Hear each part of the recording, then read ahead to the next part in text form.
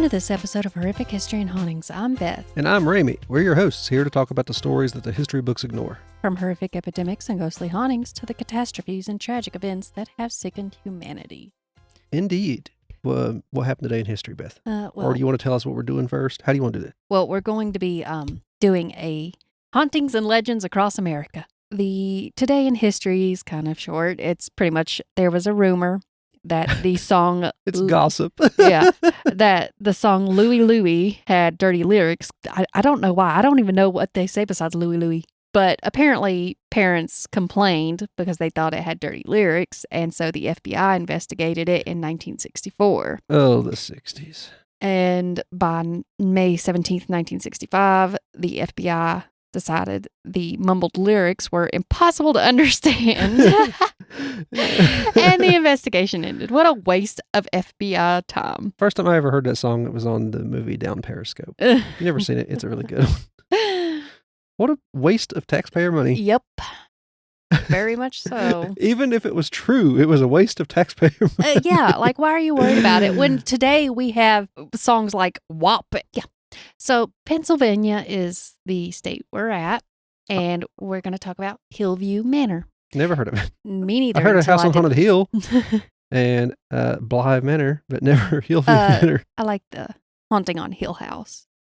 But it's located on a hill in Newcastle, Pennsylvania, and it's a facility that started as a working farm and home for the poor, elderly, and mentally ill. Only if they can work. Yeah. Upon its opening in 1926, 20 residents immediately moved in, though it was designed to hold 110 people within its 3 wings. Residents were segregated by gender. The west wing was for men, while the east was for the women. The central wing provided essential living such as laundry, kitchen, hospital, and it's also where the staff housing was located. It also included, outside of the wings, a bomb shelter and a cemetery, and as it was intended for, there was a working farm.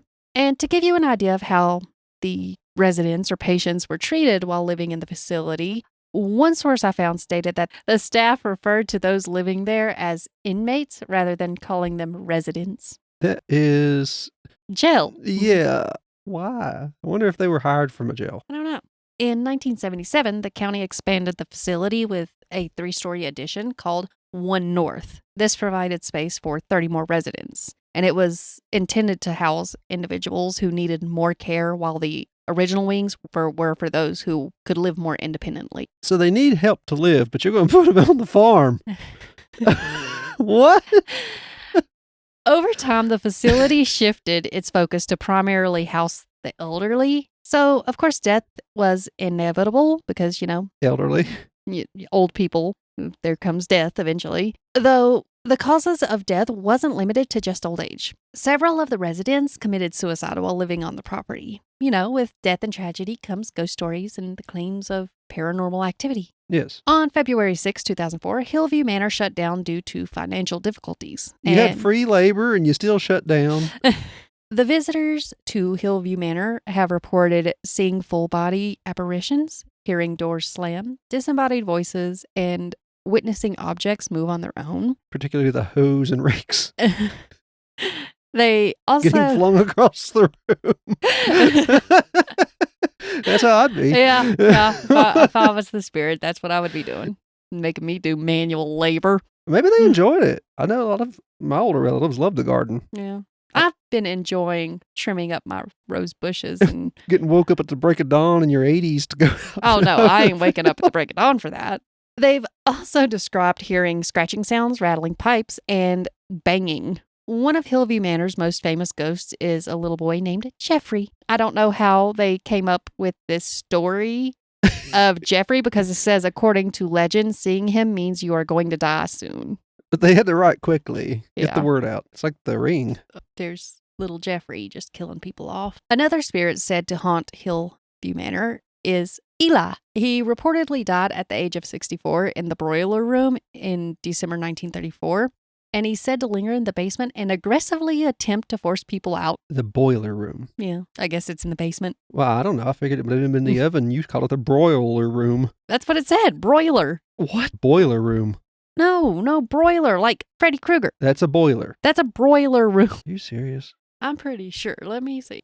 Yeah, Nancy meets Freddie in the broiler room in the nightmare. Broil is what you do in an oven. Oh, no, it says boil. All this time, every time you broil is. I'm like, surely I ain't the one that's been wrong. The boiler rooms exploded on the Titanic. They didn't. The broiler rooms didn't do anything. They don't exist. So boiler. Now, that was my stupidity. For how many decades?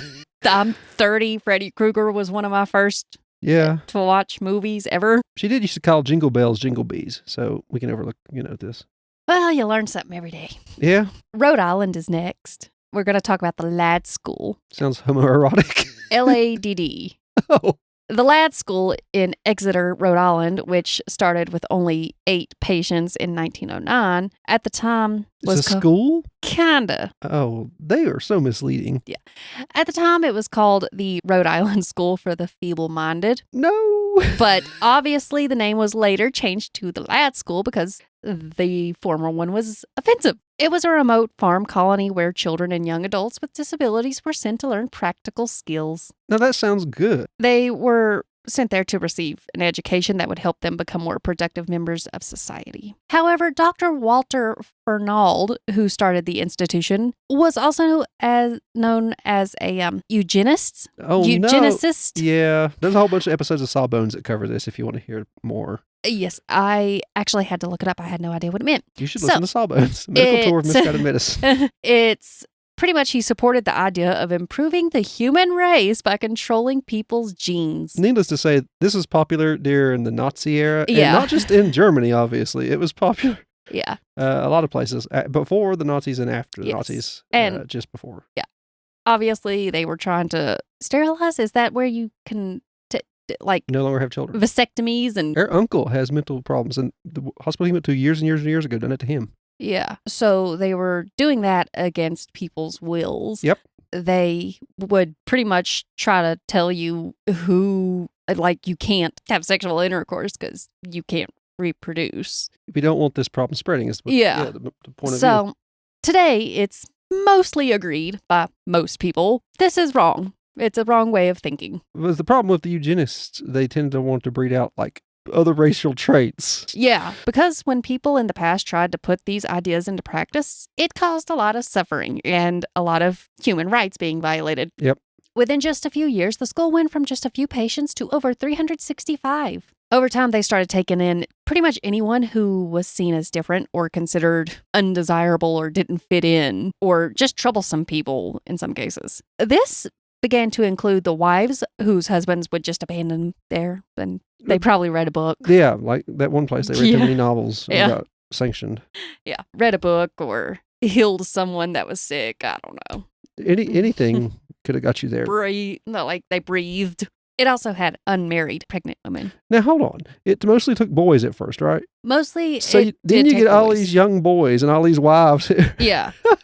What are they thinking? They even began housing some criminals there who didn't fit in with regular prison. The ones who probably should have been put somewhere else and tried a different way in the first place. Soon after, the school became overcrowded, and it didn't even have enough money to provide even simple necessities such as dental care. It didn't have a morgue, and it didn't even have recreational facilities. So staff became overwhelmed as well. I mean, there's nothing for anybody to do. Yeah. In the 1930s, the Providence Journal wrote an article criticizing the Ladd School, and they pointed out that there were no proper hospitals, that the living conditions were awful. The Providence Journal also wrote about the awful living conditions, and they even found out that people were not given any mental health tests before being admitted. Of course they weren't. Some of them were women. Yeah. So they couldn't. They would obviously become sane, and they couldn't have them put in there. Yeah. Legally speaking. After 50 years and lots of scandals, people finally started to investigate the Ladd School in 1958. 50 years. What they found was kids were crammed into rooms, sleeping head to toe on beds that were less than a foot apart. There were also daily beatings for what staff saw as bad behavior, which obviously some of these people had mental illnesses and disabilities, and it probably wasn't just bad behavior. It was, There were also reports of verbal abuse. Ah. Also, many of the rooms did not have a toilet or a sink. Okay. As well as the entire grounds being full of rats and bugs. Pleasant. So a lawsuit revealed all these problems, but the school wasn't ordered to shut down. It even continued operation for 20 more years. Did they fix the problem? Surely they had to do that. In 1986, the governor of Rhode Island announced the closure of the lad school. However, it took a decade to move all the patients. So it wasn't officially, fully closed until the 1990s after the last person was relocated. They had to have someplace to go. The school, which has now been demolished, it's just a field now. But before it was demolished, there were urban explorers and such, and stories spread around claiming it was haunted. Some people report hearing moans, screams for help, and there's also been reports of hearing growling and animal sounds coming from the rooms where the patients used to live.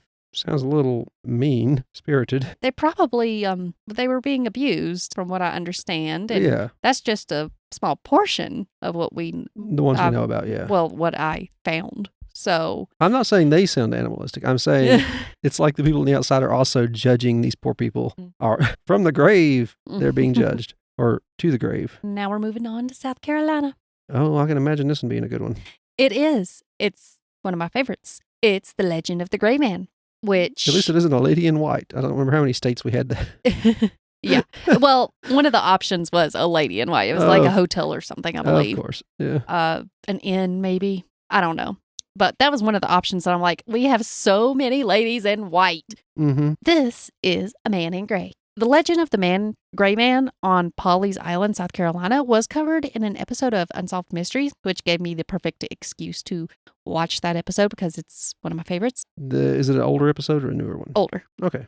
There's a whole channel dedicated to that one. Mom used to have the ones with ghosts. She only kept those. And that was one of them, was this one. Hmm. According to legend, in the summer of 1822, a wealthy man riding his horse to his fiance's plantation decided to take a shortcut, which led to him falling off the horse into a marsh and being killed. He died just days before their wedding was scheduled. That's unfortunate. As a way to process her grief, the fiancé would often take walks on the beach. I would do that anyway. Now that you mention this, I do remember this. Yeah. I would do that anyway, whether somebody died or not. Only in the mornings and the late evenings. I'm not a big sun person. I'd do it at any time. One afternoon, she saw a shadowy figure that resembled her deceased fiancé, so she rushed towards him. Uh-oh. But he disappeared before she reached him. Okay. And that night, she dreamed her fiancé was warning her about an approaching hurricane, and he was urging her to evacuate the island. So she took her dream warning seriously. She and her parents left the island the following day, just before a hurricane struck. Good job. After the hurricane, they came back to the island and found their property unharmed. You should have just stayed. I would take the hurricanes any day if it meant I got to live near a beach. In 1893, a farmer evacuating Pawleys Island reported encountering the Gray Man. He was trying to persuade the man in gray to leave the island, but the Gray Man just stood there silently. Who do you think you are, little man? So the farmer gave up and continued with his evacuation. After the storm, he found that his farm was not damaged. Fascinating. Yeah. The year 1954 brought the force of Hurricane Hazel. During this one, 95 people were killed. Oh. Over 1,800 homes were destroyed. Before Hurricane Hazel, a man reported seeing the Gray Man. Like the others, his home was spared during the hurricane to the point his towels that were hanging on the porch rail were still there. How fast did he leave? On September 22nd, 1989, Hurricane Hugo made landfall in South Carolina. Its winds was over 145 miles per hour, and it caused at least $5 billion in damages. That's pricey. Yeah.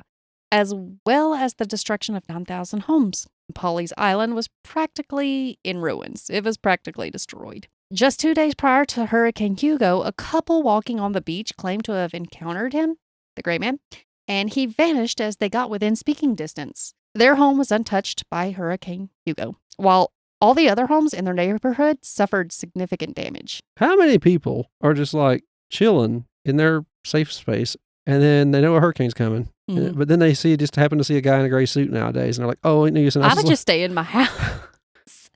If the property is not damaged, I wonder if you just stay in it if it's going to be okay. Somebody should try that. Some of those things apparently only do jobs that they're supposed to do when nobody's looking, so maybe they have to have people gone. Maybe.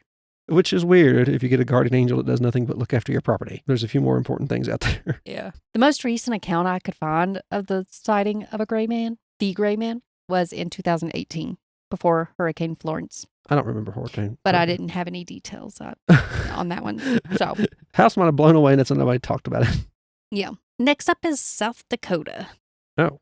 And it is the Kempeska monster. What a name. Yes. I bet if I seen it, I'd recognize it, but I do not know that name.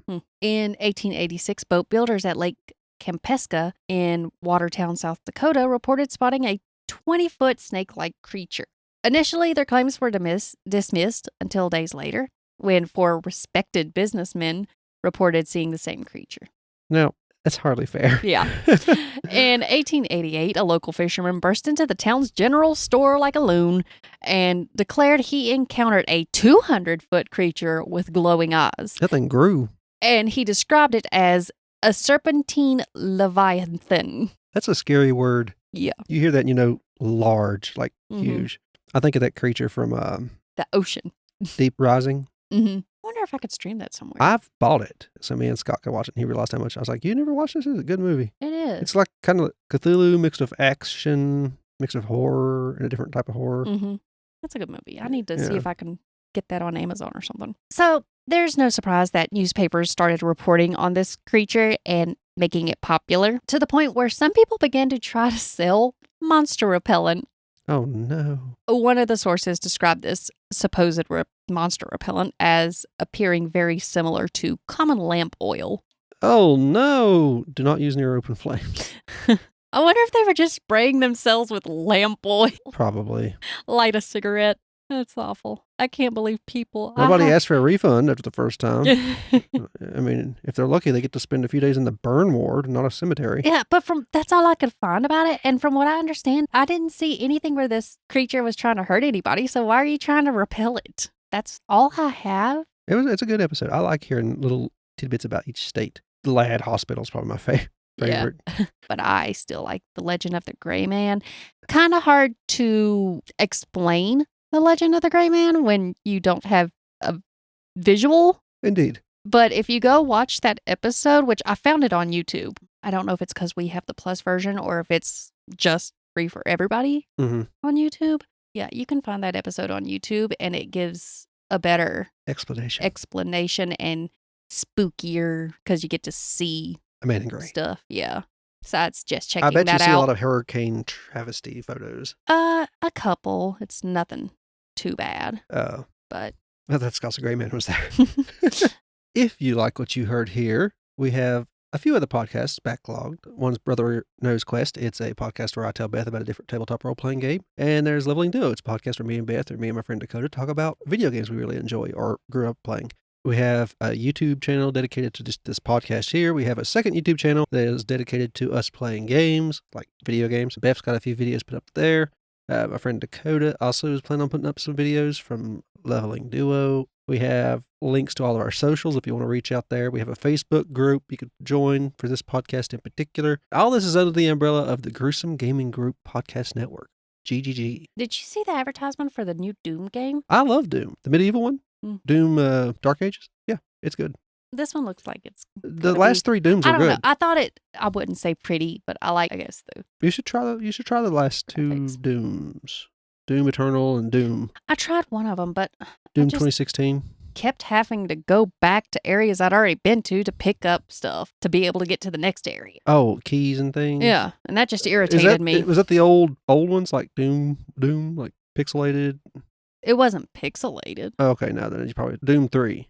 I think it was 3. Okay, no, Doom 2 or Doom 2016 and Doom Eternal and this newer Doom quite different than Doom 3. Doom 3 stood out amongst all Dooms as a oddball because it was a horror game and not a shooter game, really. It was my first Doom game, though. I went backwards from there, kind of like I did with Elder Scrolls and Oblivion. Okay, well, all those links, the socials, everything. Oh, there's also a link to a eBay store, Gruesome Gaming General Goods.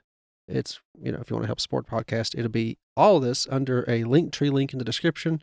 You'll also find our website's homepage, which is basically where you can find all of our podcasts. Or you can just find it on your podcast app of choice or on YouTube. There's a link below all that. If you want to just send it a tip or a donation, we appreciate it. It helps us keep the podcast hosted. Share. Let us know what you think. Send in stories. Anything you want us to talk about, there's emails below in the description that you could send things to. Talk. Just say hi. Or join a Facebook group and do it. We're on TikTok. Everything. Thank you for listening. I've been Rami. And I'm Beth. This has been HH&H. Goodbye.